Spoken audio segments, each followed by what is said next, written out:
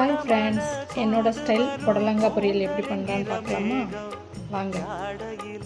ஏத்திவிடும் தாகம் என்கிற மோகம் கோடியில ஒருத்தியம்மா கோலமயில் ராணி ஆடி வரும் பூங்கலசம் அழகிருக்கும் மேனி தேர் நடந்து தெருவில் வரும் ஊர்வலமா ஊருலகில் அவளை போல பேர் வருமா நல்ல பளிங்கு போல சிரிக்கும் மனச பறிக்கும் பவள விரிப்பு விளங்கிடாத இனிப்பு விவரம் புரிஞ்சிடாத துடிப்பு சந்திர ஜோதி வந்தது போல சுந்தர தேவி ஜொலிப்பு கலைவா